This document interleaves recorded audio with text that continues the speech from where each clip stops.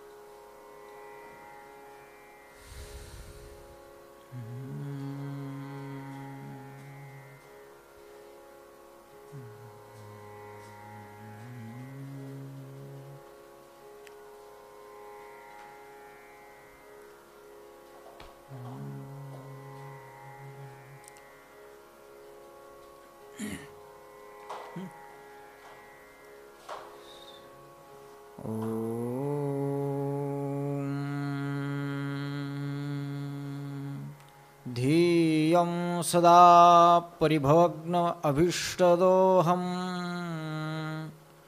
तीर्थास्पदं शिवविरञ्चिनुतं शरण्यं मृत्यार्तिहं प्रणतपाल भवाब्धिपोतं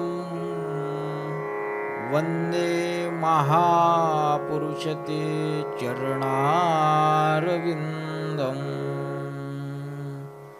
आनन्दमानन्दकरः प्रसन्नं सत्यज्ञानस्वरूपं निजबोधयुक्तं योगीन्द्रमीड्यं भवरोगवैद्यं श्रीसद्गुरुं नित्यमहं नमामि.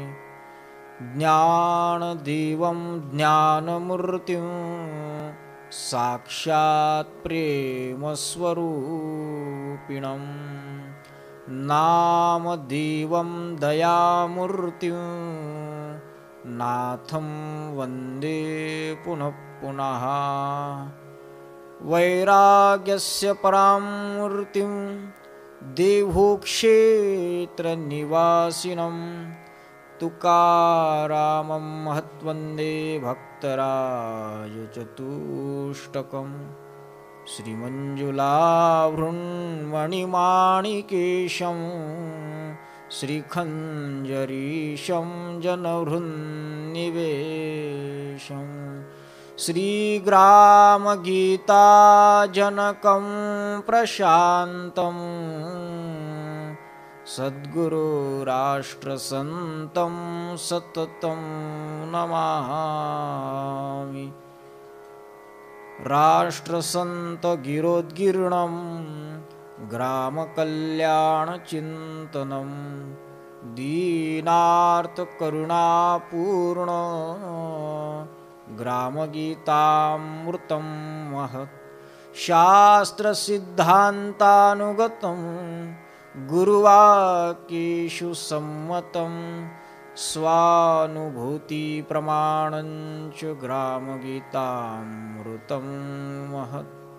नमो सद्गुरो ज्ञानदीपो प्रकाशा नमो आद्यरूपा अनन्ता परेशा नमो मङ्गलामङ्गलद्वैतहारी नमो त्वत्कृपापूर्णदोषानिवारी.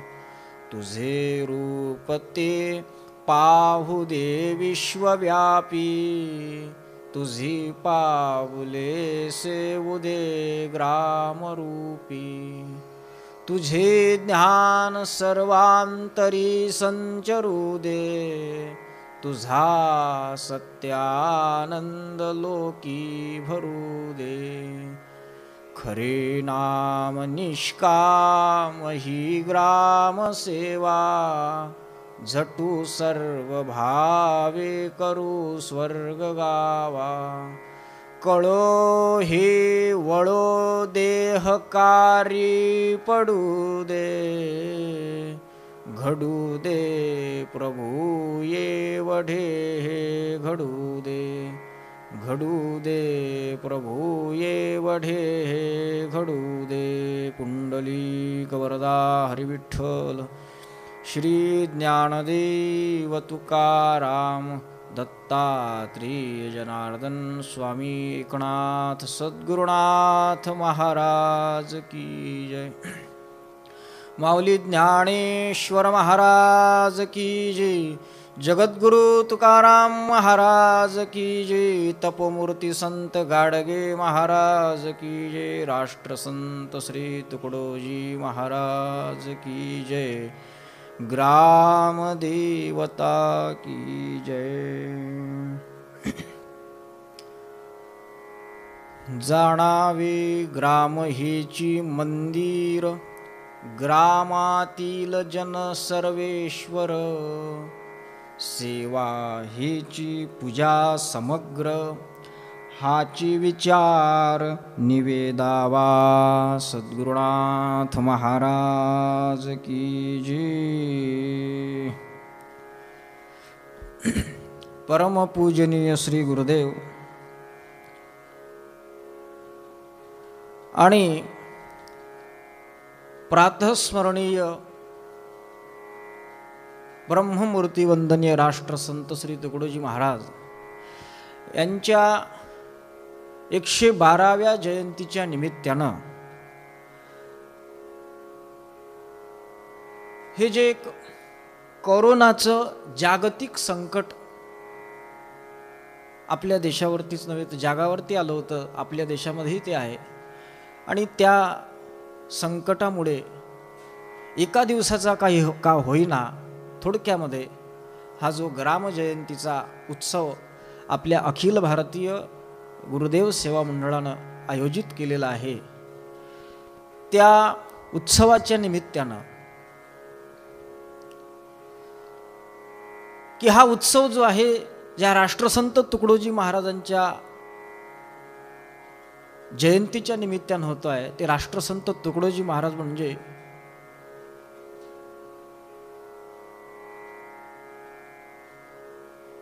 अव्यक्त दशेत असलेलं ब्रह्म हे व्यक्त स्वरूपात 30 एप्रिल 1909 रोजी ब्रह्ममुहूर्तावर या अवनी तलावर अवतरित झालं होतं. आणि म्हणूनच त्याला स्वानंद सुख निवासी पूज्य सुदामदादा सावरकरांनी समन्वय महाज्योती तुकडोजी ब्रह्ममूर्ती असं म्हटलं होतं. ते व्यक्त दशेला आलेलं ब्रह्म म्हणजे राष्ट्रसंत तुकडोजी महाराज. आणि त्यांच्या जयंतीच्या निमित्तानं या ठिकाणी हा चालत असलेला एकदिवसीय ग्रामजयंतीचा कार्यक्रम आणि त्या कार्यक्रमामधली ग्रामजयंतीच्या निमित्तानं असलेली ही प्रवचन सेवा माझ्यासारख्या पामराच्या वाट्याला यावी, हे मी माझं महत्भाग्य आणि राष्ट्रसंतांची कृपा अशा पद्धतीचं समजतो आहे. मंडळी, हा ग्रामजयंतीचा उत्सव आपण साजरा करतो. 112वी ही जयंती आहे. तेव्हा मी जो काही एक ओवी तुमच्या समोर चिंतनासाठी निवडलेली आहे, त्या ओवीचं चिंतन करण्यापूर्वी या ग्रामजयंतीच्या संबंधानं ही ग्रामजयंतीचा उगम कसा झाला, कुठून झाला, त्याचंही एक चिंतन आपल्यासमोर मांडणं हे एक वक्ता या नात्यानं माझं कर्तव्य समजून मी त्या ग्रामजयंतीच्या उगमाकडे थोडा प्रकाश टाकून मी माझ्या प्रवचनाला सुरुवात करणार आहे. मंडळी,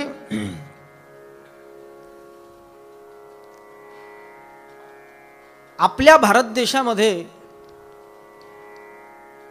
भारत हा साधू संत महापुरुषांचा देश आहे. आणि या देशामध्ये अनेक महापुरुष होऊन गेले आहेत. आणि त्या महापुरुषांच्या जयंती विशेष नामाभिधानानं साजऱ्या केल्या जात असतात. त्याच्यामध्ये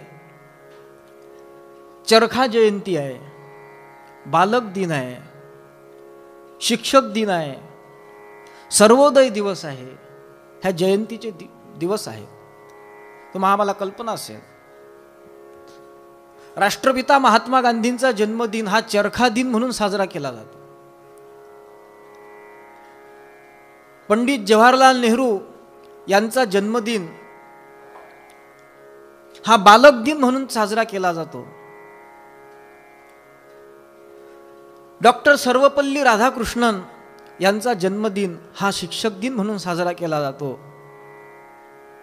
विनोबा भावेंचा जन्मदिन हा सर्वोदय दिन म्हणून साजरा केला जातो.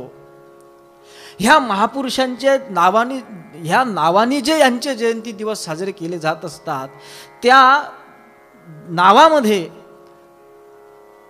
त्यांच्या जीवनाचं ध्येय साठवलेलं आहे की यांचं ध्येय काय होतं, यांनी आयुष्यभर कशासाठी झटले, हे त्या जयंती दिनाच्या नावावरून, त्या जयंती दिनाचं नाम म्हणजे त्याचं द्योतक अशा स्वरूपाचं आहे. तेव्हा राष्ट्रसंतांची ही जी ग्रामजयंती आहे, ही ग्रामजयंती हे नाव राष्ट्रसंतांच्या जयंती दिनाला कसं प्राप्त झालं त्याचा आपण थोडक्यात विचार करू. मंडळी, ब्रह्मलीन वंदनीय राष्ट्रसंत तुकडोजी महाराज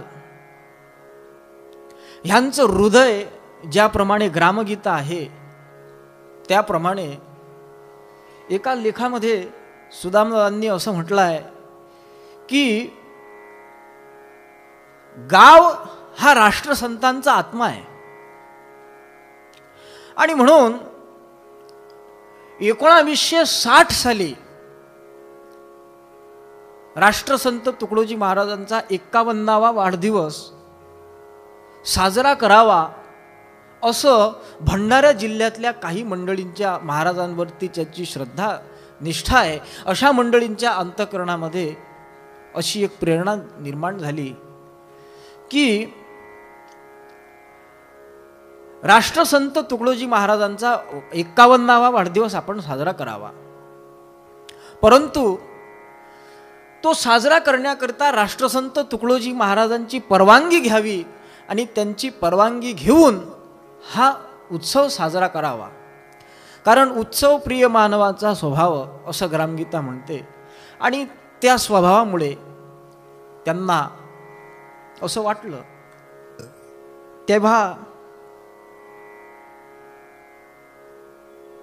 महाराजांनी असं सांगितलं, गळे हो, आतापर्यंत अनेक साधू संत महापुरुष झाले, त्यांच्या जयंत्या पुण्यतिथ्या साजऱ्या होत आहेत, परंतु जयंती पुण्यतिथी साजरी करणाऱ्यामध्येही काही फरक पडत नाही आणि जयंती पुण्यतिथीच्या कार्यक्रमामध्ये श्रवण भक्तीचा लाभ घेणाऱ्यामध्येही काहीच फरक पडत नाही. असं मात्र काही होऊ नये.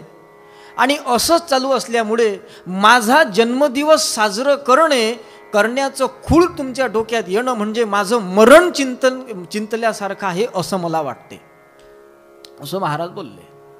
परंतु मंडळीचा आग्रह होता, त्यामुळे राष्ट्रसंत तुकडोजी महाराजांनी आपला आत्मा असलेलं जे गाव आहे त्या गावाच्या सर्वांगीण उन्नती करता झटण्यासाठी 1 महिनापर्यंत श्रमदानातून गावागावामध्ये, आपल्याच गावामध्ये आपल्याच लोकांनी गाव आदर्श करण्याच्या दृष्टीनं कार्यरत राहावं, प्रयत्नरत राहावं.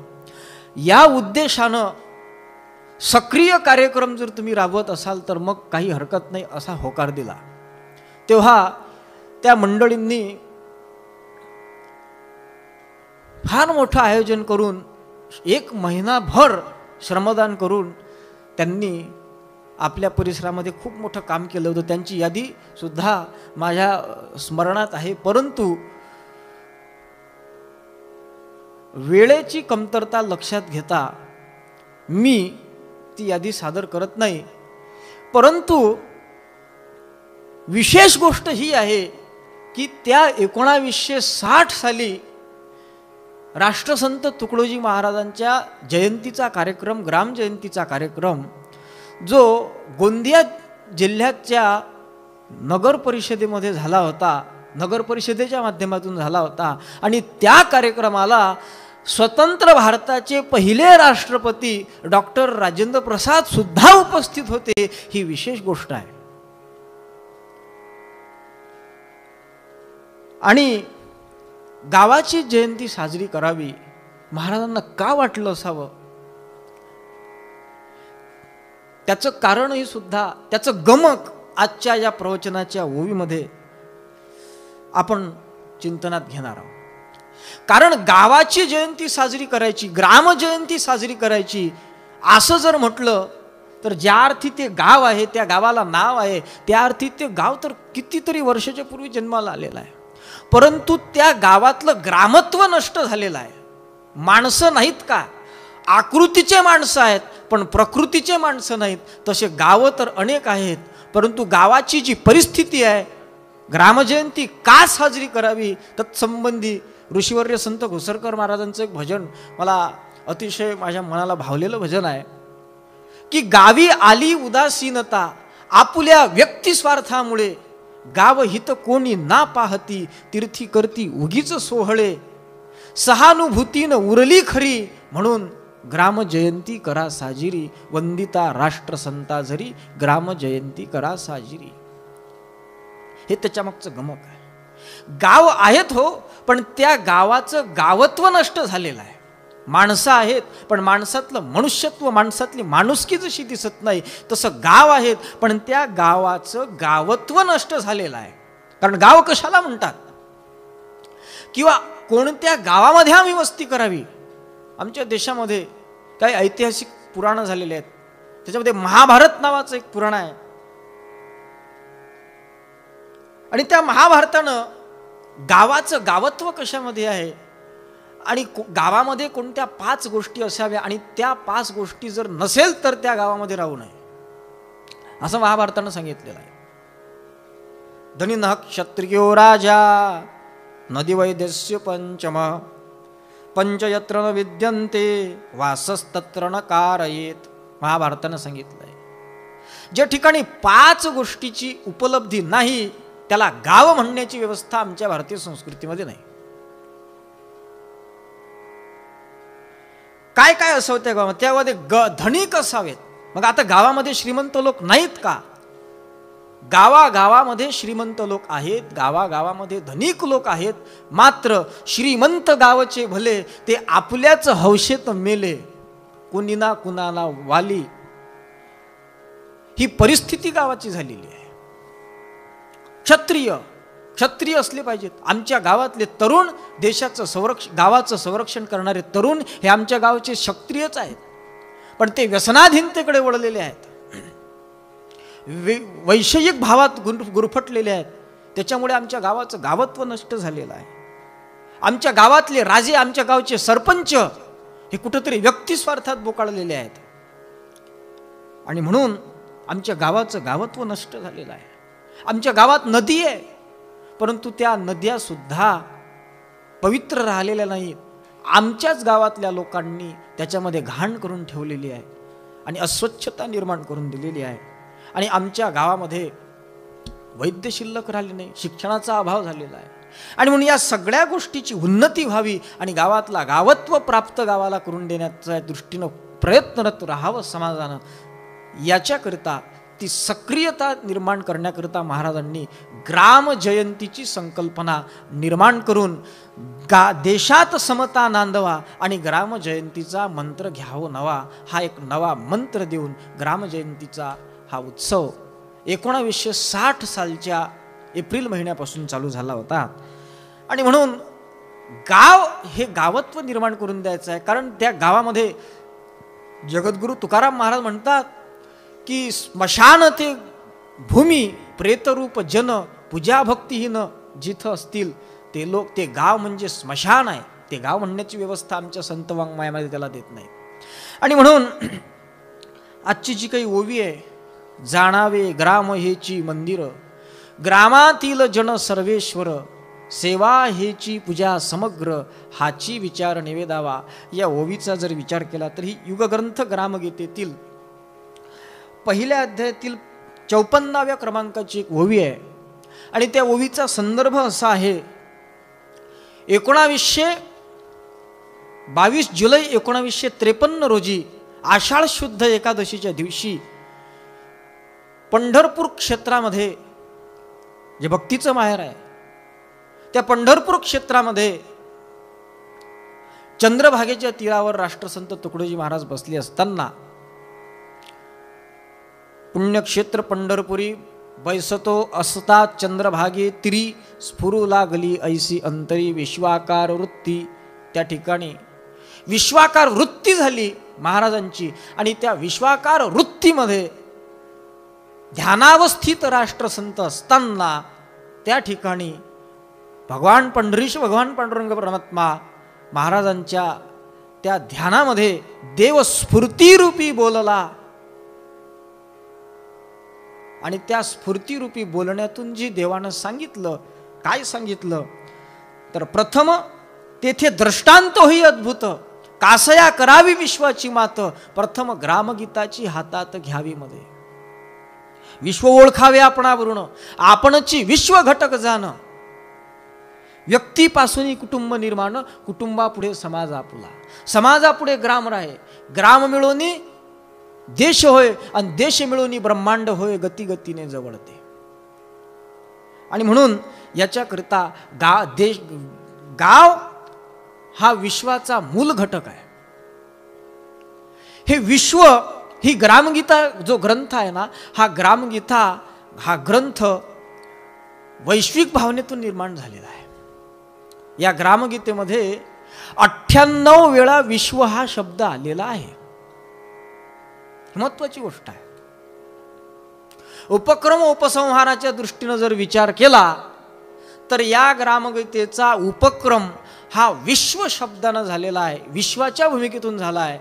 ओम नमोजी विश्वचालका जगत्वंद्या ब्रह्मांड नायका एकची असोनी अनेका भाससी विश्वरूपी. तद्वतच या ग्रामगीतेचा उपक्रम जसा झाला तसा उपसंहार सुद्धा उभा विश्वाची विटेवर सद्गुरु विठ्ठल सर्वेश्वर त्याच्या कृपेचाची विस्तार तुकड्या म्हणे ग्रामगीता, असा वैश्विक भावनेतून झालेला आहे. मी थोडा अध्यात्माच्या दृष्टीने सांगतो. ज्ञानेश्वरीची पहिली ओवी ओम नमोजी आद्या वेद प्रतिपाद्या जय जय स्वसंवेद्या आत्मरूपा, ही जी ओवी आहे ना, या ओवीमध्ये केवळ आणि केवळ स्वरूपाचा भाव आहे.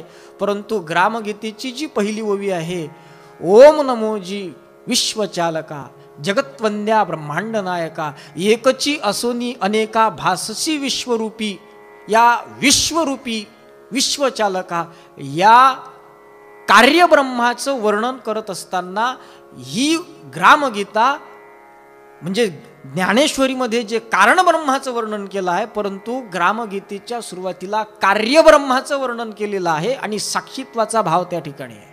ही महत्वाची गोष्ट आहे.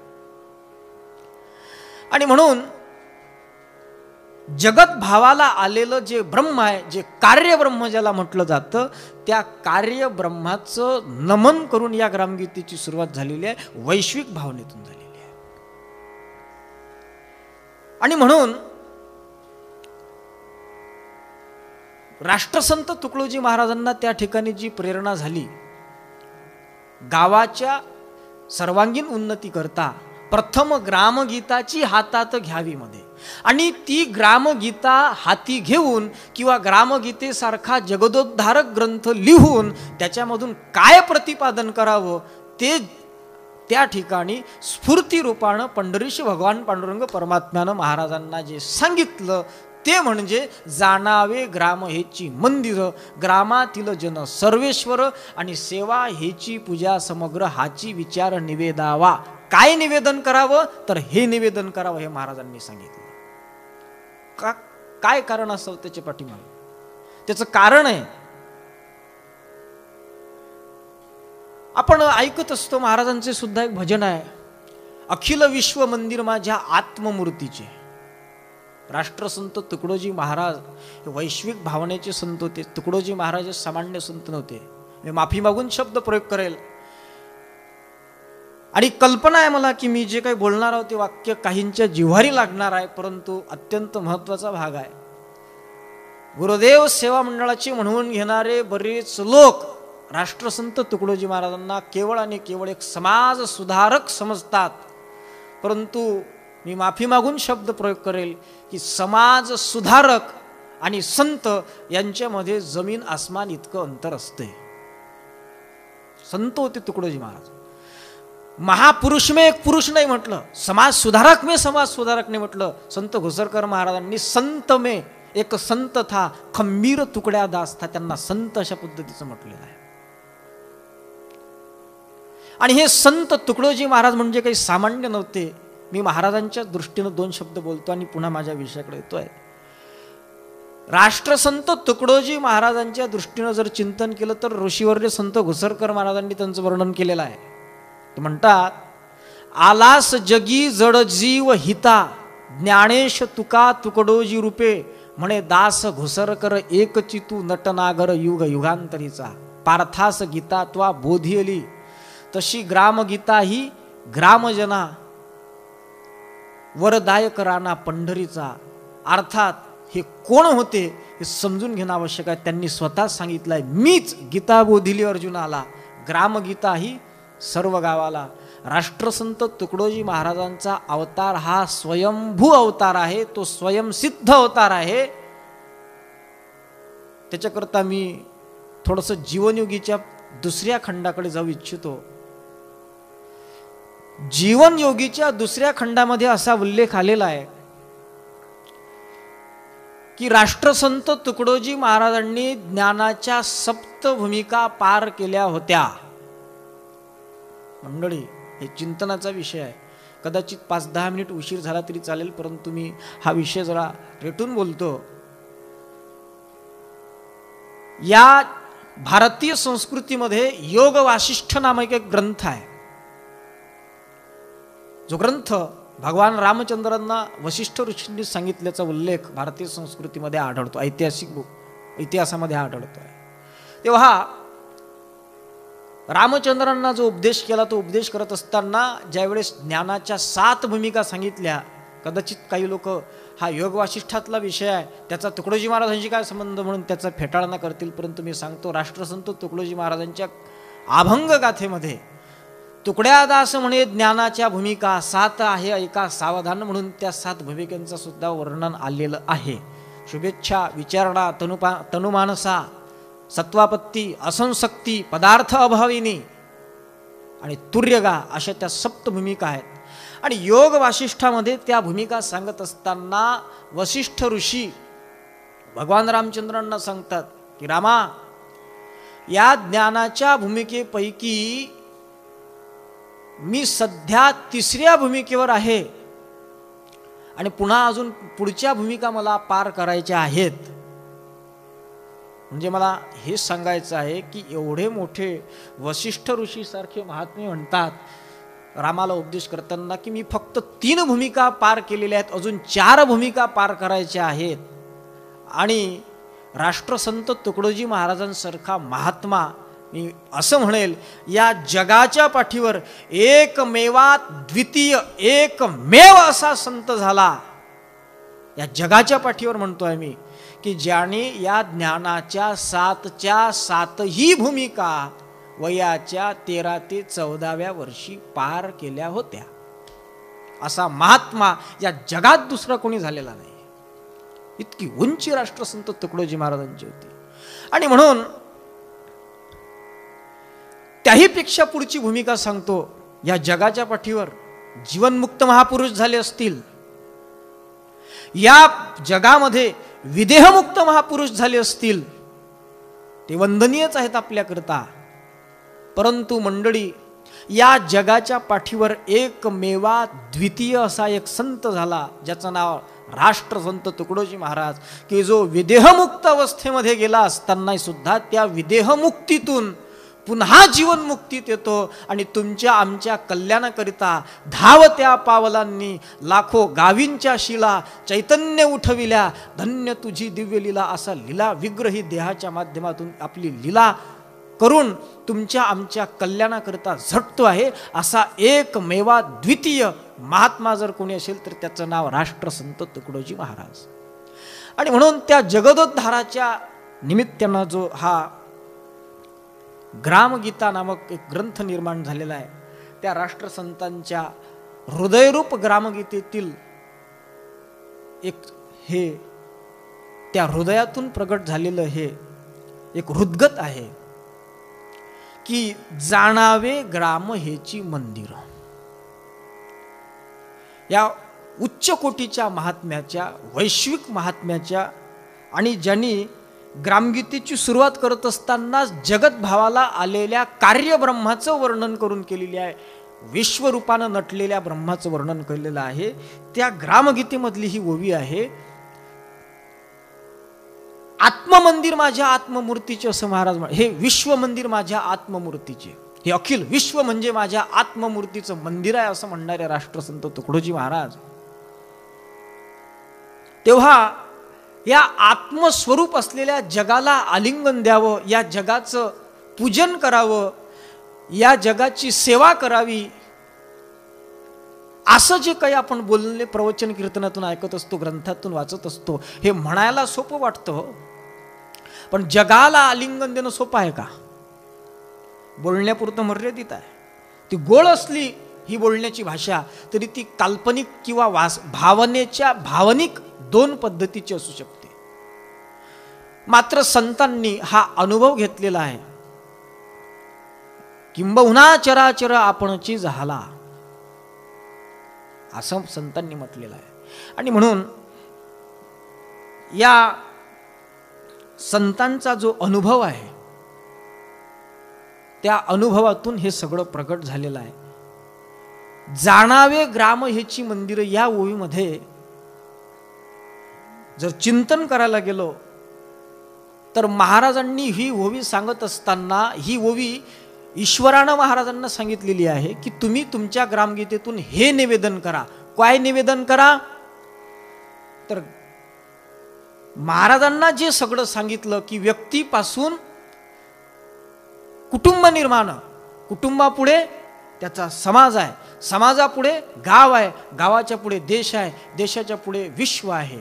परंतु हे सगळं ओळखण्याकरिता, हे ओळखाया ज्ञान व्हावे, ते ज्ञान अनुभवाशी आणावे, तरीच सुख संपादावे, मगची सुख संपादावे विश्वरूप देव दर्शनाचे. आणि त्याच्याकरिता काय करावं? तर जाणावे ग्राम हेची मंदिर.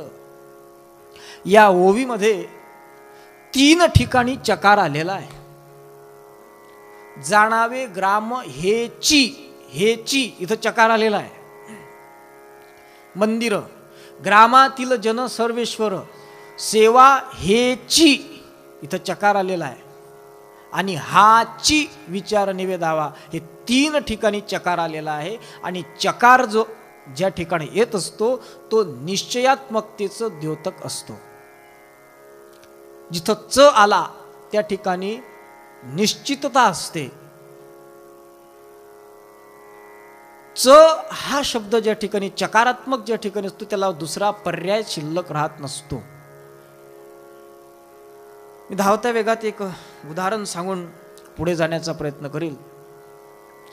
एका शाळेमध्ये, जिल्हा परिषदची शाळा, आणि त्या शाळेमध्ये तपासणी करता ते केंद्र प्रमुख आले होते. आणि केंद्र प्रमुखांनी त्या शिक्षकांना विचारलं, गुरुजी तुमच्या वर्गातल्या विद्यार्थ्यांना मी काही प्रश्न विचारू शकतो का? म्हणे विचारा, हरकत नाही. विचारायला लागले. अरे पोरा, सात्विक किती? ते पुराण सांगितलं सात्विक 21 होते.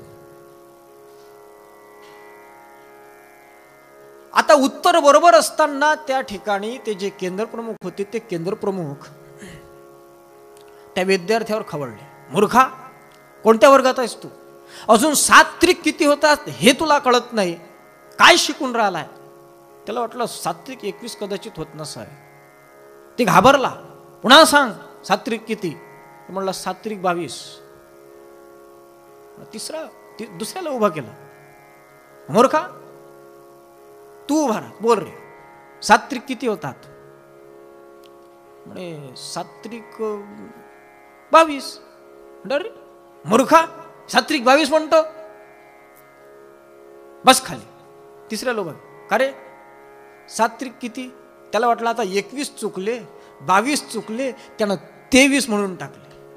असं करता करता 100 पर्यंत गेले. शेवटचा जो विद्यार्थी, एक चांगला सुज्ञ विद्यार्थी होता, त्याला ज्यावेळेस विचारलं गेलं, का रे पण सात्विक किती होतात? त्यावेळेस तो सांगायला लागला, सात्विक 21 होतात. ते केंद्रप्रमुख म्हणायला लागले, हे सगळेच्या सगळे मूर्खात काढलेत मी. यांना सात्विक विचारलं, तू विचार कर, सात्विक किती होतात हे तू विचार करून सांग. तो बोलायला लागला, सात्विक 21 म्हणजे 21च, याला पर्याय नाही. मी आता 21 म्हणजे 21 निश्चयात्मक जे सांगणं आहे त्याला चकारात्मक म्हणतात. तसं महाराजांनी चकारात्मक सांगितलेलं आहे. ही एक महत्वाची गोष्ट आहे की जाणावे ग्राम हेची मंदिर, आणि या ठिकाणी जाणावे असा शब्द प्रयोग आलेला आहे. जाणावे या शब्दाचा अर्थ असा होतो की जाणावे हा शब्द अनुभववाचक शब्द आहे, भावसृष्टीतला शब्द आहे. महाराजांनी समजावे ग्राम हेची मंदिर म्हटलेलं नाही. समजा हा अभाव सृष्टीतला शब्द आहे, भावसृष्टीतला शब्द नाही आहे. जाणावे हा भावसृष्टीतला शब्द आहे. जाणावे ग्राम हेची मंदिर असं महाराजांनी म्हटलं आहे. आता ग्रामावरच का भर दिला, हा एक महत्वाचा मुद्दा आहे. त्याचं कारण असं आहे, या ग्रामगीतेचं वर्णन करत असताना, किंवा मी आत्ताच बोलून गेलो की विश्वाला आलिंगन घालणे, विश्वाची सेवा करणे, विश्वाची समरस होणे म्हणजे एक तर कल्पना असू शकते किंवा भावना असू शकते. परंतु मंडळी, ह्या विश्वाला जर आपल्याला आलिंगन द्यायचं असेल तर विश्वाला आलिंगन देण्यासाठी सगळ्यात महत्वाची गोष्ट ही आहे की त्या अख्ख्या विश्वाचं आपण करू शकत नाही, तर त्या जगताची जी मूर्त स्वरूप आहे ते मूर्त स्वरूप म्हणजे गाव आहे.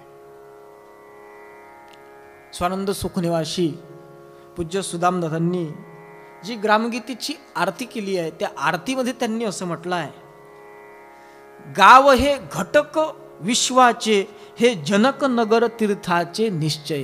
किंवा त्यांनी आरतीमध्ये असं म्हटलं आहे, ग्राम ही जगताची मूर्ती, दिव्य चैतन्य भरपुरती, गाव सेवाची तारी सदया, सुप्त देवत्व येई उदया, अखिल दिक्प्रांती कराया, क्रांती निर्मिण्या शांती, ग्राम मूळ केंद्र दृष्टी हेची, विश्व पावनी नवगीतेची, असं त्यांनी म्हटलेलं आहे. म्हणून गाव ही जगताची मूर्ती आहे. महाराजांनी म्हटलं आहे,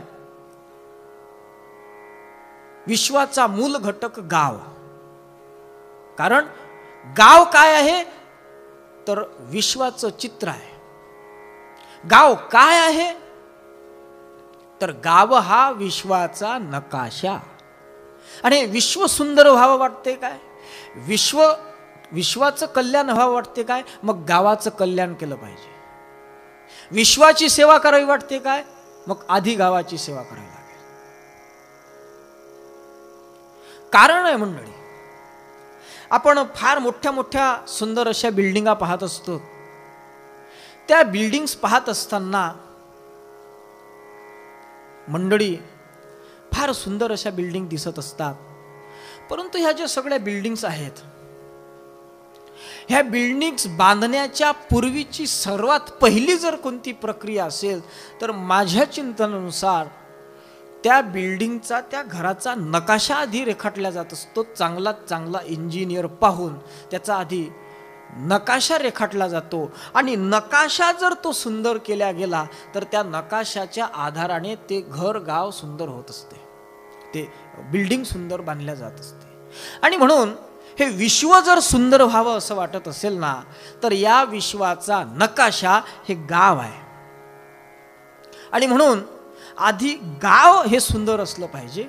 म्हणून गावची जरी उत्तम नसले तरी देशाचे भवितव्य ढासळले, ऐसे मानावे जाणत्याने भले हृदया माझी. आणि म्हणून पहिले आपल्याला आपलं गाव मंदिर दिसलं पाहिजे. परंतु त्या गाव मंदिर भासण्याकरिता, गावाला मंदिर रूपानं जाणण्याकरिता मी बोलून गेलो की समज आणि जाण याच्यामध्ये फरक आहे. सहज दोन भगिनी जर बोलत असल्या तर त्याच्यामध्ये एखादी गर्भवती झालेली महिला असते आणि एखादी तिच्या बाजूने बसलेली तिच्याशी संवाद साधणारी ती कुमारिका असते आणि त्यांच्या दोघींचा संवाद चालत असतो. ती गर्भवती झालेली भगिनी सांगित असते की काय आम्हाला प्रसव वेदना, किती प्रसव वेदना होतात, अशा पद्धतीच्या प्रसव वेदना होतात, तशा पद्धतीच्या होतात. ती बोलते, परंतु तिच्या बाजूने बसलेली जी कुमारिका असते ती म्हणते, हो ना, समजू शकतो ना, एवढा मोठा पोटात गोळा तुझ्या साठला होता आणि तो एवढा मोठा बाहेर निघणं म्हणजे तुला किती वेदना झाल्या असतील, मी समजू शकते ना. आता मला सांगा, समजू शकते असं म्हणणारी जी आहे आणि जिनं ते प्रसव कळा जिनं भोगलेल्या आहेत, या दोघींमध्ये किती फरक असतो. एकीला तिचा अनुभव आहे आणि एक फक्त समजू शकतो असं म्हणते. अर्थात समज हा भावसृष्टीतला शब्द नाही आहे. समजणे हा भावसृष्टीतला शब्द नाही आहे, हा अनुभवजन्य शब्द नाही आहे. दुसऱ्याच्या बहिणीला बहीण समजणं आणि स्वतःच्या बहिणीसारखा व्यवहार करणं, याच्यामध्ये सूक्ष्म भेद जो असतो तसा सूक्ष्म भेद जाणणे आणि समजणे याच्यामध्ये आहे. जाणणे हा शब्द अनुभव आहे, अनुभव घ्यावा. माझं गाव मंदिर आहे, पण ते कधी, महाराजांचं एक सुंदर भजन आहे, जीवा भावानं जव मी पाहिलं माझं गावचं मंदिर शोभलं. आपलं गावच मंदिर शोभणार आहे, परंतु गाव मंदिर शोभण्याकरिता किंवा गाव मंदिर आहे हे जाणण्याकरिता त्या गावाकडे जीवाभावानं पाहावं लागणार आहे. त्या गावाकडे भेदभावानं पाहून गाव मंदिर भासणार नाही. कारण मंदिर या शब्दाची व्याख्या काय आहे? मंदिर या शब्दाची व्याख्या जर पाहायला गेलो तर माझ्या दृष्टीनं सर्वात सोपी व्याख्या, म म्हणजे मंगलता, दी म्हणजे दिव्यता आणि र म्हणजे रम्यता, या तिन्हीचं एकत्रीकरण ज्या ठिकाणी होत असतात ना, त्या ठिकाणी त्याला मंदिर अशी संज्ञा प्राप्त होते. आणि म्हणून मंगलता, रम्यता आणि दिव्यता आपल्या गावामध्ये निर्माण करण्याकरिता जर आपल्या गावाकडे जीवाभावानं पाहून गावाच्या सर्वांगीण उन्नती करता जर गावातले सगळे तरुण झटले तर आपलं गाव मंदिर भासायला वेळ लागणार नाही. हे विश्व जे आहे त्या विश्वाचीच एक मूर्ती म्हणजे आपलं गाव आहे. म्हणून हे जगच ईश्वरानं व्यापलेलं आहे ना, त्या गावाची सेवा करणं आपलं परम कर्तव्य ठरतं. कारण गाव हा विश्वाचा पाया सुंदर, महाराजांनी ग्रामगीतेमध्ये म्हटलं आहे. आणि गाव जर नसलं ना तर प्रलयच आहे काय. म्हणून ग्राम हा आपला पाया आहे आणि या गावापासून, परंतु हे गाव कसं असावं तर त्या गावामध्ये काही गोष्टी असू नये. आपल्या गावामध्ये 8 गोष्टी असू नये असं छांदोग्य उपनिषद सांगते. कोणत्या 8 गोष्टी असू नये? नमेस्तेनो जनपदेन कर्दयो न मदपहा नाना हितारणी विद्वान वैरी स्वैरी स्वैरिणी कुतः. अशा पद्धतीचे 8 लोक आपल्या गावामध्ये असू नये. चोर असू नये, आपल्या गावात कंजूस असू नये, आपल्या गावात व्यसनाधीन लोक असू नये, आपल्या गावात परपीडक लोक असू नयेत, आपल्या गावामध्ये स्वैराचारी लोक असू नयेत, आपल्या गावातील स्वैराचारी स्त्रिया असू नये आणि आपल्या गावामध्ये अज्ञानी लोक असू नये, अशा 8 प्रकारचे लोक आपल्या गावामध्ये असू नये. त्याला गाव म्हणावं ज्या ठिकाणी या 8 लोक नाहीत.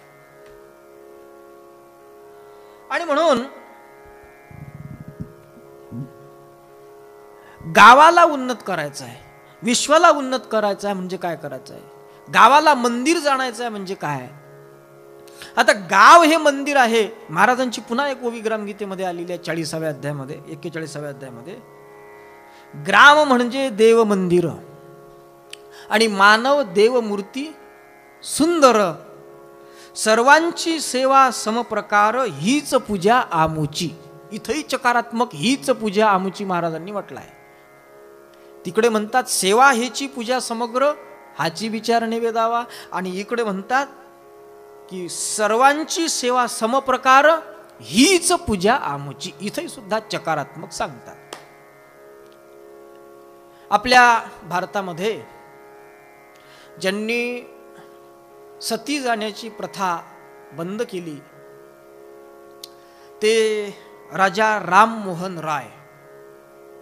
त्यांनी सुद्धा एका ठिकाणी असं म्हटलं आहे, सुविशालमिदं विश्वं पवित्रं ब्रह्म मंदिरम. हे विश्व हे ब्रह्म मंदिर आहे. आणि म्हणून या गावाची सेवा करण्याकरता हे गाव आम्हाला मंदिर दिसलं पाहिजे. आणि त्या गावातील जन सर्वेश्वर. आता हा सर्वेश्वर आहे. तुम्ही रामेश्वर पाहिला असेल, कृष्णेश्वर पाहिला असेल, सोमेश्वर पाहिला असेल, विश्वेश्वराचं मंदिर पाहिलं असेल, रामेश्वराचं मंदिर पाहिलं असेल, ज्ञानेश्वरांचं मंदिर पाहिलं असेल, पण सर्वेश्वराचं मंदिर अमुक ठिकाणी आहे बा असं तुम्ही ऐकलं नाही. माझ्या तरी अजूनपर्यंत ऐकण्यात आलं नाही. पण हा सर्वेश्वर हा जो आहे हा फक्त आमच्या संतांच्या वाङ्मयामध्ये आढळतो. जगद्गुरु संत तुकाराम महाराज म्हणतात की कोण्याही जीवाचा न घडो मत्सर, वर्म सर्वेश्वर पूजनाचे. ग्रामगीतेत बऱ्याच ठिकाणी सर्वेश्वर हा शब्द आलेला आहे. ज्यात सर्वेश्वराचे पूजन सम्यक, तेची कर्म गीता मान्य. हा सर्वेश्वर कोण आहे?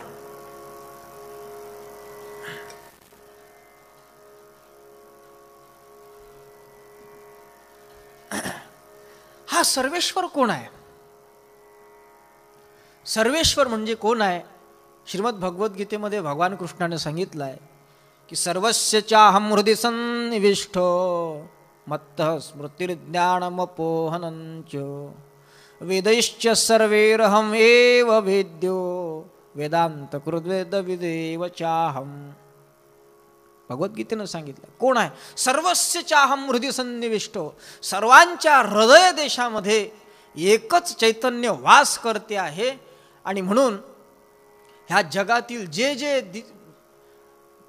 दृष्टीनं दिसतात ते सगळे, जे जे भेटे भूत ते ते मानिजे भगवंत, हा भक्तियोग निश्चित जाण माझा. याला सर्वेश्वर असं म्हटलेलं आहे. राष्ट्रसंत तुकडोजी महाराजांचं एक भजन आहे, राम नाम घ्या मनासी राम नाम घ्या. त्या भजनामध्ये महाराजांनी फार सुंदर म्हटलं आहे, जे जे कुणी दिसत वस्तू प्रभू माझा हा समस्तू, तुकड्या म्हणे शिर नमस्तू लीन म्हणून या. राम नाम घ्या मनाशी राम नाम घ्या. जे जे डोळ्यानं दिसतात ते सगळेच्या सगळे ईश्वराचे अवतार आहेत. कारण स्वतः भगवंतानं गीतेमध्ये सांगितलं आहे की हे जे सगळे लोक आहेत ना, ममैवांशो जीवलोके जीवभूत सनातना, हे माझे अंश आहेत. ग्रामगीतेनं सुद्धा हे मान्य केलेलं आहे. जीव हा ईश्वराचा अंश. ईश्वर अंश जीव ग्रामगीतेमध्ये आलेला आहे. आणि म्हणून हे सगळे जीव, हे सगळे सर्वेश्वराचे रूप आहे.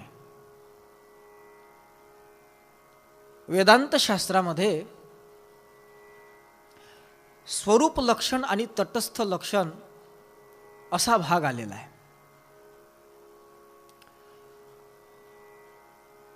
ईश्वराचं निर्गुण निराकार जे स्वरूप आहे, ग्रामगीतेमध्ये सुद्धा स्वरूपाची व्याख्या महाराजांनी केलेली आहे. स्वरूप म्हणजे अखंड स्थिती, जी आत्म्याची सहज गती, नाही वृत्ती कृती वा विकृती स्वरूपा माझी. हेची स्वरूपाचे लक्षण काय म्हणतात महाराज? हेची स्वरूपाचे लक्षण अखंड प्रेम, अगाध ज्ञान, अवीट अक्षय अभिन्न जे, असं जे तत्व आहे ते तत्व, त्या तत्वाचं वर्णन म्हणजे निर्गुण निराकार तत्व. परंतु ते तत्व जर सगुण साकार रूपानं आलं असेल, तटस्थ लक्षणाने आलं असेल, जर तटस्थ लक्षणाने आलेलं जे ब्रह्म आहे ते म्हणजे हे सर्वेश्वराच्या रूपानं असलेले ही जनता जनार्दन, म्हणजे ईश्वराचं तटस्थ लक्षण आहे, परमात्म्याचं तटस्थ लक्षण आहे, आणि केवळ ब्रह्मत्व हे त्याचं स्वरूप लक्षण आहे. निर्गुण निराकार हे त्याचं स्वरूप लक्षण आहे. आपण ज्ञानेश्वर माऊलींचा अभंग म्हणत असतो, तो हा विठ्ठल बरवा. तो म्हणजे स्वरूप लक्षण, हा म्हणजे तटस्थ लक्षण, आणि स्वरूप आणि तटस्थ लक्षणाचा मेलमिलाप म्हणजे विठ्ठल बरवा. तसं हे जे सगळे डोळ्यानं दिसणारे सगळे जीव मात्र आहे, सब जीव जगत है आत्मा मेरा, तुकड्या को बडा यह मंत्र दिया. जनमे जनार्दन है भरा, लडकी बरखेमध्ये श्लोक आहे. नाथ महाराज सुद्धा सांगतात की जन नोहे हा अवघा जनार्दन, ऐसे ऐकता निवती लोचन. म्हणजे जन नसून हे जनार्दन आहे. हे जनता जनार्दन म्हणजेच ग्रामदेवता आहे असं समजणं ही महत्वाची गोष्ट आहे. म्हणून यांच्यामध्ये परस्परामध्ये समभाव असला पाहिजे, परस्परामध्ये समता असली पाहिजे. ह्या गावातले जे लोक आहेत हे परस्पराशी एकरूप असले पाहिजे, समरस असले पाहिजे. यांच्यामध्ये भेदाभेद असू नये. कोण्याही जीवाचा न घळो मत्सर, हेच सर्वेश्वर पूजनाचं वर्म आहे असं जगद्गुरु तुकाराम महाराज म्हणतात. म्हणून हे सगळे सर्वेश्वर आहे. एकनाथी भागवतामध्ये द्विष्यंत परकायेषु म्हणून एक श्लोक आलेला आहे, आणि त्या श्लोकाचा भावार्थ असा आहे की परमात्मा जो श्रीहरी तो सर्वांच्या हृदयामध्ये वास करतो आहे, आणि म्हणून कुणाचा सुद्धा द्वेष करणे म्हणजे साक्षात परमात्म्याचा द्वेष केल्याचा दोष लागतो. आणि असा कुणाचा जर द्वेष करत असतील तर ते सहकुटुंब, सहपरिवार, इष्टमित्रासह रौरव नामक नरकाचे अधिकारी आहे असं संत एकनाथ महाराजांचं स्वच्छ मत आहे. म्हणून आपल्या गावामध्ये जी समष्टी आहे, व्यष्टी, अखिल भारतीय गुरुदेव सेवा मंडळाचा उद्देश तो है व्यष्टि से समष्टि तक और समष्टि से परमेष्टि भावना तक पहुंचाने के लिए विविध सेवाभावी साधनाओं को लेकर चलाए जाने वाले इस संस्था का नाम अखिल भारतीय श्री गुरुदेव सेवा मंडल रखा गया है. गुरुदेव सेवा मंडळाच्या संविधानातली पहिली ओळ आहे, हा उद्देश आहे. आणि म्हणून व्यष्टी ही समष्टीला पूरक असली पाहिजे आणि समष्टी ही व्यष्टीला पूरक असली पाहिजे. त्यातूनच परमेष्टी उदयाला येते.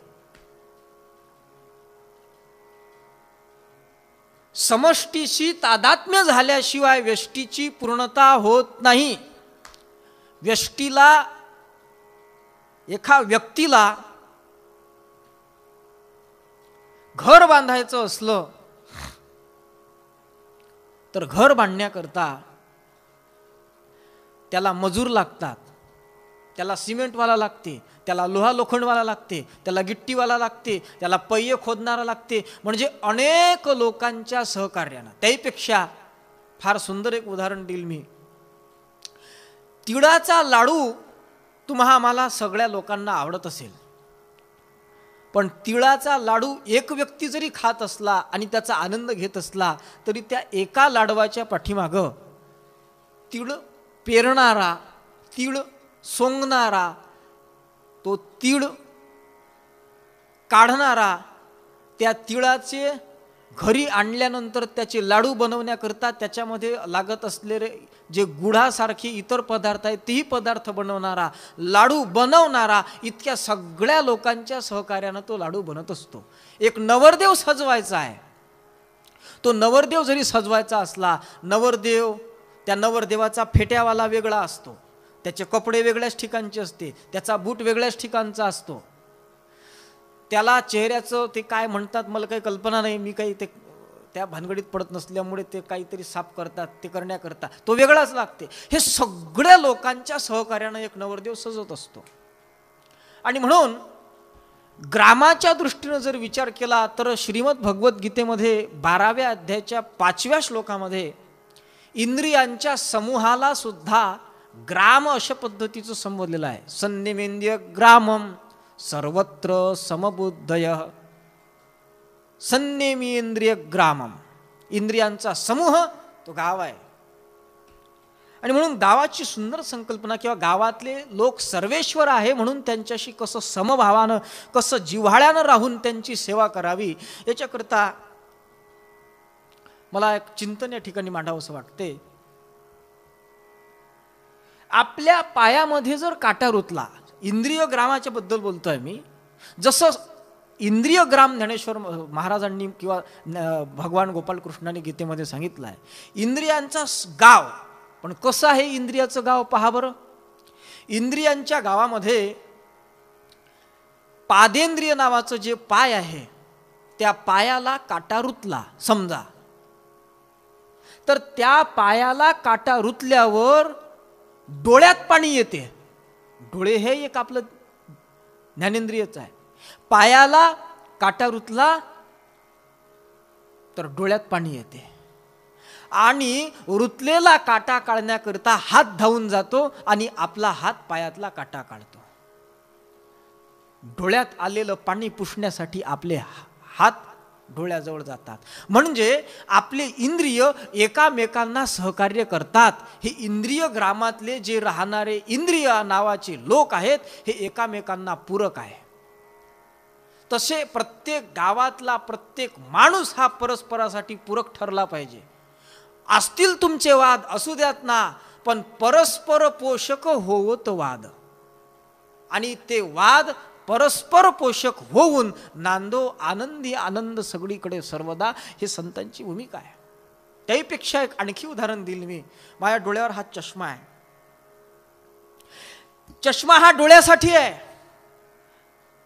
परंतु हा डोळ्यावर असलेला डोळ्याच्या उपयोगाचा चष्मा डोळ्यावर ठेवण्यासाठी या डोळ्याला, या कानाचं आणि माझ्या नाकाचं सहकार्य आहे, तेव्हा हा चष्मा माझ्या डोळ्याचं काम करू शकतो. म्हणजे एका चक्षुरेंद्रियाच्या सहकार्यासाठी माझं घ्राणेंद्रिय आणि श्रवणेंद्रिय, दोन इंद्रिय कामात पडलेले आहेत. आणि म्हणून जगद्गुरु तुकाराम महाराजांचा एक सुप्रसिद्ध अभंग आहे, आणि सर्वांच्या दृष्टीनं तो श्रवणीय असा अभंग, सर्वांनी ऐकलेला बहुश्रुत असा अभंग आहे. एक एका सहाय्य करू अवघे धरू सुपंथ. अशा पद्धतीचे सगळे गावातले लोक समजून त्यांच्याकडे आपण सेवा त्यांची केली पाहिजे, हा विचार त्या ग्रामगीतेच्या माध्यमातून द्यायचा आहे. कारण स्वरूप लक्षणानं जे ब्रह्मचैतन्य सगळीकडे व्याप्त आहे, तेच ब्रह्मचैतन्य तटस्थ लक्षणानं सर्व जनता जनार्दनाच्या रूपानं वास करते आहे. आणि म्हणून आर्तभूता द्यावे अन्न, खरे नाव खरे पुण्य या नावे, किंवा जे का रंजले गांजले त्याशी म्हणे जो आपुले, तोची साधू ओळखावा आणि देव तेथेची जाणावा. ही गोष्ट अत्यंत महत्वाची आहे. जगाला जर सुखी करायचं असेल, समर्थ रामदास स्वामी म्हणतात, जगाला सुखी करायचं आहे का, गावाला सुखी करायचं आहे का, गावातल्या जगातल्या जगात व्याप्त असणाऱ्या परमात्म्याची सेवा करायची आहे का, मग अखिल जगाची सेवा आपण करू शकत नाही. काय करावं? समर्थ रामदास स्वामी सांगतात, नारायण असे विश्वी त्याची पूजा करीत जावी, या कारणे तोषवावी कुणीतरी काया. रामदास स्वामी म्हणतात, या जगात ईश्वर व्याप्त आहे ना, मान्य आहे. मग जगात व्याप्त असणाऱ्या ईश्वराची तुम्हाला सेवा करायची आहे ना, केलीच पाहिजे. जगात व्याप्त असणाऱ्या ईश्वराची जर सेवा करायची असेल तर समर्थ रामदास स्वामी सांगतात, या कारणे तोषवावी कुणीतरी काया. कोण्यातरी व्यक्तीला तुम्ही सुखी करा, म्हणजे विश्वाची सेवा केल्याचं पुण्य तुम्हाला प्राप्त झाल्याशिवाय राहणार नाही, समर्थ रामदास स्वामींनी सांगितलं आहे. आणि म्हणून तपमूर्ती संत गाडगेबाबा सुद्धा सांगत होते, ईश्वर देव हा दरिद्री नारायणाच्या रूपानं फिरतो आहे, त्याची सेवा करा. मानव सेवा बढ़कर कोई मंत्र नहीं है दूजा, और सबके संग में प्रेम भाव सम ग्रंथ नाही हे दूजा. हे महाराजांनी सांगितलं आहे. आणि म्हणून जाणावे ग्राम हेची मंदिर, ग्रामातील जन सर्वेश्वर. आणि पुढे सेवा हेची पूजा समग्र, हाची विचार निवेदावा. त्यांची सेवा करणे, पण समग्र शब्द टाकला. तुम्ही पूजेचे काही पुस्तकं वाचले नसतील, पूजापाती करण्याच्या दृष्टीने असलेले, त्याच्यामध्ये मी बऱ्याच ठिकाणी वाचलाय, सत्यनारायण पूजेचे समग्र साहित्य, वास्तू पूजेचे समग्र साहित्य, त्या साहित्याच्या समोर समग्र शब्द असते. महाराजांनी पूजा सांगत असताना समग्र हा शब्द सांगितला. आणि त्यांची पूजा करत असताना, त्यांची सेवा करत असताना आधी त्यांना सर्वेश्वराच्या भावनेनं पाहणं महत्वाची गोष्ट आहे. निषिद्ध आणि सकाम कर्म तैसेची त्यागुनी अहम मम, जगासाठी करावेत श्रम, पण कसे तर ईश्वरार्पण बुद्धीने. ईश्वरार्पण बुद्धीनं आम्ही जगासाठी श्रम केले पाहिजे, ही खरी ईश्वराची पूजा ठरते. ईश्वर सेवाची ग्रामसेवा, हा सर्वांच्याची सुखाचा ठेवा, हा ग्रामगीतेनं सिद्धांत मांडलाय. म्हणून ईश्वराची सेवा म्हणजे जनता जनार्दनाची सेवा आहे. हा व्यापक विचार दिलाय महाराजांनी. म्हणून मी मगाशी बोलून गेलो, सुविशालमिदं विश्वम पवित्रम ब्रह्म मंदिरम. आणि या विश्वातला प्रत्येक मानव हा ब्रह्मस्वरूप आहे. आणि त्या ब्रह्मस्वरूप मानव मात्रांची सेवा म्हणजे सेवा करणे, म्हणजेच त्यांची पूजा करणे आहे. या ठिकाणी एक सूक्ष्म भेद मला सांगावासा वाटतो आहे. सेवा करणारे बरेच लोक आपण पाहत असतो. बरेच लोक आपल्या नावासमोर समाजसेवक असं लेबल लावून घेतात किंवा समाज सेवा करतात. ते माझ्यासाठी वंदनीयच आहेत. बरेच समाज सुधारक या देशामध्ये होऊन गेले, त्यांनी सुद्धा समाजाच्या उत्थानाचं कार्य केलेलं आहे आणि समाजाची त्यांनी प्राणांतिक कष्ट सोसून सेवा केलेली आहे. मात्र समाज सुधारकांच्या सेवेमध्ये आणि संतांच्या सेवेमध्ये सूक्ष्म भेद आहे असं मला वाटते.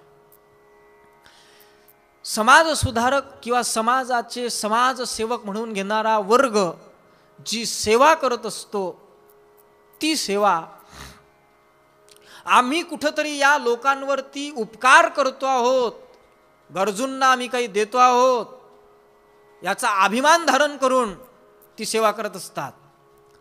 परंतु आमचे संत जगासाठी करावेत श्रम ईश्वरार्पण बुद्धीने करतात. हे ईश्वर आहेत असं समजून त्यांची सेवा करत असतात. आणि म्हणून तैसेची त्या गुणी अहम जगासाठी करावेत श्रम ईश्वरार्पण बुद्धीने. आणि तिथं ज्यात सर्वेश्वराचे पूजन सम्यक तेची कर्म गीता मान्य. म्हणून खरी सेवा कोणती, तर खरी सेवा निष्काम कर्म, परस्परांच्या सुखाचे वर्म, आठवणी त्याग उद्यम, करील तो सेवाभावी समजावा. तो सेवाभावी समजावा. सेवा ही ईश्वरार्पण बुद्धीनं केल्या गेली पाहिजे. हे लोक नसून हे ईश्वर आहेत आणि आम्ही त्यांची सेवा करतो या भावनेनं केलेली सेवा म्हणजे खरी पूजा ठरत असते. आणि म्हणून आचार्य वेरुळकर गुरुजींचं एक वाक्य आहे आणि मला ते आवडलेलं आहे. ते असं म्हणतात की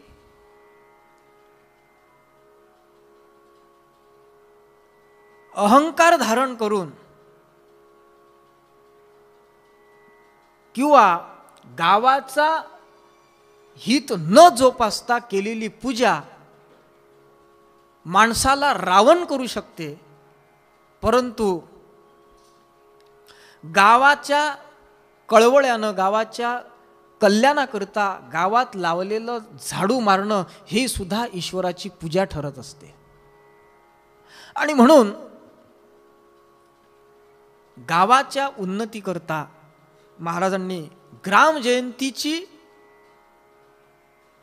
जी संकल्पना होती महाराजांनी काढलेली, ती संकल्पना मला असं वाटते या ओवीमध्ये आलेली आहे की जाणावे ग्राम हेची मंदिर.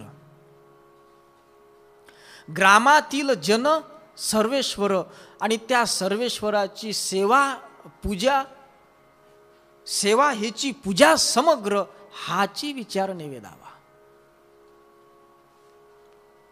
हा विचार समाजापर्यंत पोहोचविण्याकरता म्हणून या ग्रामगीतेची निर्मिती करा असा आदेश पंढरीचे भगवान पांडुरंग परमात्म्याने राष्ट्रसंत तुकडोजी महाराजांना दिला होता. आणि म्हणून तो आदेश शिरसा वंद्य करून, कारण त्यावेळेस देवाने सांगितलं होतं की माझा कधीचा पत्ता बदलला, लोक वेडे जाती तीर्थाला, करा सेवा मिळूनी खेड्यात, गेला सांगुनी पंढरीनाथ, ऐका ऐका त्या देवाची मात. आणि म्हणून ही संकल्पना राष्ट्रसंत तुकडोजी महाराजांनी जी मांडली होती, ती संकल्पना, त्या संकल्पनेची द्योतकच ही ओवी आहे असं मला वाटते. आणि म्हणून आपल्या गावातील प्रत्येक माणूस हा परस्पराला पूरक झाला पाहिजे. प्रत्येकाशी जिव्हाळ्याचे संबंध, नातेसंबंध झाले पाहिजे. परस्पराबद्दल सहानुभूती निर्माण झाली पाहिजे. आपल्या गावाचा विकास झाला पाहिजे. मंडळी, मी असं म्हणतो, तुम्ही आम्ही लोक तीर्थक्षेत्रात जातो, त्या ठिकाणी काय काय आपल्याला श्रद्धेच्या माध्यमातून आपली श्रद्धा व्यक्त करण्याच्या दृष्टीनं आपण त्या ठिकाणी तीर्थक्षेत्रामध्ये जाऊन काही सेवा देत असतो. मला असं वाटते, दूर दूर तीर्थात जाऊन आपली सेवा दिल्यापेक्षा आपण आपल्या गावाला जर तीर्थ बनवून टाकलं तर काय हरकत आहे. म्हणून दूर जाऊन तीर्थ केल्यापेक्षा आपल्या गावामध्येच आपल्या गावालाच तीर्थत्व प्रदान करण्याकरता, मित्रा रिकामा कशाला फिरतं, तुझं गावच नाही काय तीर्थ, हा महाराजांचा मोलाचा संदेश आहे. आणि या गावाच्या प्रत्येक गाव, स्वामी रामतीर्थ असं म्हणतात, हे जग सुंदर व्हावं असं तुम्हाला वाटते का? मग जग सुंदर व्हावं असं जर तुम्हाला वाटत असेल तर मित्र हो, तुम्ही सुंदर व्हा. तुमच्या संपर्कात येणारा संसर्ग प्रभाव अध्यायात महाराजांनी सांगितल्याप्रमाणे तुमच्या संपर्कात येणारा प्रत्येक व्यक्ती हा सुंदर होत जाईल. आणि प्रत्येक व्यक्ती सुंदर होत गेली की पर्यायानंच हे जग सुंदर व्हायला वेळ लागणार नाही.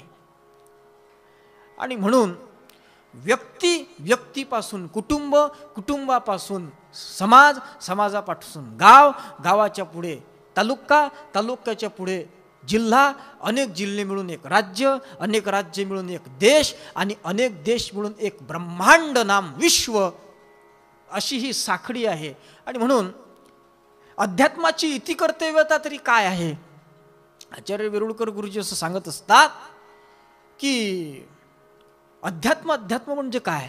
व्यक्तीला विश्वाशी जोडणारी, व्यक्तीला विश्वाशी समरस करण्याची प्रक्रिया म्हणजे अध्यात्म आहे.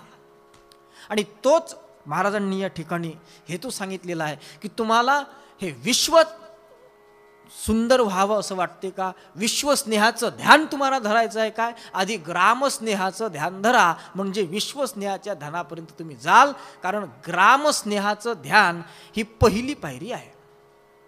आणि इथून गावापासून सुरुवात करून विश्वापर्यंत, कारण या साधू संतांचा जो भाग आहे, राष्ट्रसंतांनी ही जी ग्रामगीता निर्माण केली आहे, ही ग्रामगीताच मुळात विश्वात्मक वृत्तीतून निर्माण झालेली आहे.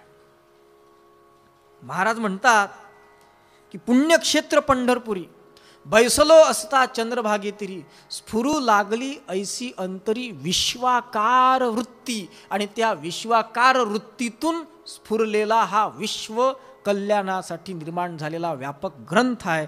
आणि मी बोलून गेलो की म्हणून या ग्रंथामध्ये जवळजवळ 98 ठिकाणी विश्व हा शब्द आलेला आहे. हा असा भाग या ठिकाणी या ओवीच्या दृष्टीनं माझ्या अल्पमतीनुसार जेवढं काही मांडता आलं,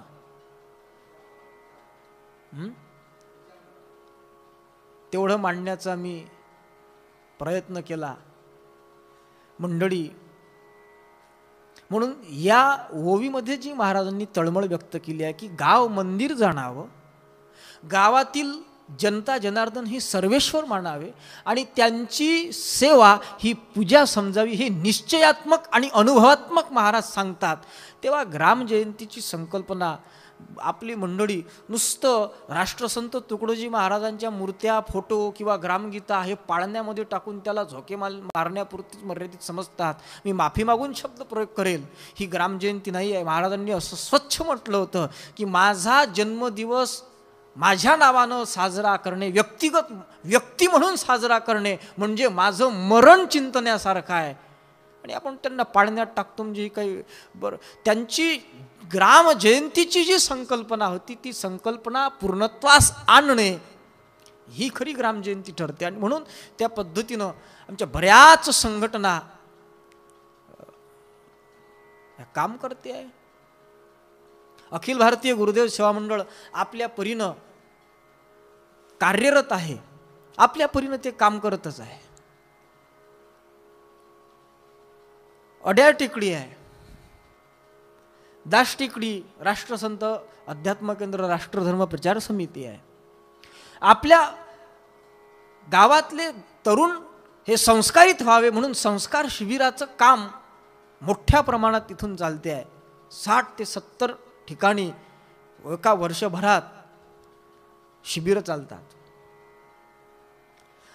आता काही तरुण मंडळींनी राष्ट्रसंत तुकडोजी महाराज युवक विचार मंच स्थापन केला आहे. जवळजवळ 7 वर्ष त्याला झाले. आता 1-2 वर्षामध्ये ते प्रसिद्धी पावले आणि त्यांनी सातारा सांगलीपर्यंत आपला व्याप वाढवला आहे आणि सामाजिक उपक्रम त्याच्या माध्यमातून राबवत आहे. ही खरी ग्रामजयंतीची परिपूर्ती आहे ना. राष्ट्रधर्म युवा मंच हा निर्माण झाला आहे 5-6 वर्षाच्या अगोदर, आणि तोही सुद्धा आपल्या पद्धतीनं आता मोठ्या प्रमाणात जिल्ह्यामध्ये रक्तदान शिबिराचं आयोजन केलं, आणि सध्याच्या परिस्थितीमध्ये लोकांना रक्ताची आवश्यकता भासते आहे, तिकडे रक्त सप्लाय केलं जात आहे. हे सगळ्या ज्या राष्ट्रसंत तुकडोजी महाराजांवरती श्रद्धा ठेवून जेवढ्याही काही या संघटना समित्या सगळं काही असेल, हे सगळे जे सामाजिक उपक्रम राबवते आहे, ही खरी राष्ट्रसंतांची ग्रामजयंती साजरी करत आहेत असं मी निश्चयपूर्वक सांगतो. आणि हीच खरी ग्रामजयंती आहे. गावाच्या सर्वांगीण कल्याणाकरता, सर्वांगीण उन्नतीकरता ही मंडळी झटत आहेत. सगळी मंडळी आपल्या आपल्या परीनं काम करत आहेत. कमी अधिक प्रमाण असेल त्याचा विचार मला या ठिकाणी करायचा नाही आहे, पण ही सगळी मंडळी जे काही काम करत आहे, हे सक्रियतेनं करत असलेले, कार्य करत असलेली मंडळी खऱ्या अर्थानं ग्रामजयंती साजरी करत आहे असं मी समजतो. आणि या ठिकाणी मी बोलत असताना कदाचित काही कमी जास्त झालं असेल तरी न्यूनते पुरते अधिकते सरते करुणी घ्यावे हे तुमते विनवितू असे. आणि बोलत असताना जर कदाचित काही एखादं वाक्य, एखादा शब्द एखाद्याच्या जिव्हारी लागला असेल तर त्यांनी विशाल अंतःकरणानं मला आपलंसं समजून माफ करावं अशी एक विनंती करून मी हा जो काही माझ्या अल्पबुद्धीप्रमाणे मला विषय मांडता आला तो विषय मी मांडण्याचा प्रयत्न केला. आणि या ग्रामजयंतीच्या निमित्तानं ही प्रवचन रूपी पुष्प ब्रह्ममूर्ती राष्ट्रसंत तुकडोजी महाराजांच्या चरणारविंदी समर्पित करण्याचं एक भाग्य मला प्राप्त करून दिलं. त्याबद्दल मी अखिल भारतीय गुरुदेव सेवा मंडळाच्या माध्यमातून जे हे श्री गुरुदेव TV म्हणून जे काही चॅनल आपलं चालू आहे, आयोजकांचं मी आभार मानतो. आणि ही प्रवचनरूपी सेवा प्रातःस्मरणीय ब्रह्ममूर्ती राष्ट्रसंत तुकडोजी महाराजांच्या चरणी समर्पित करून शांतीपाठाच्या माध्यमातून या प्रवचनाला आपण पूर्णविराम देतो. सर्वेत्र सुखीनः सन्तु, सर्वे सन्तु निरामयः, सर्वे भद्राणि पश्यन्तु, मा कश्चित् दुःखमाप्नुयात्. ओम शांति शांति शांति. सद्गुरुनाथ महाराज की जय.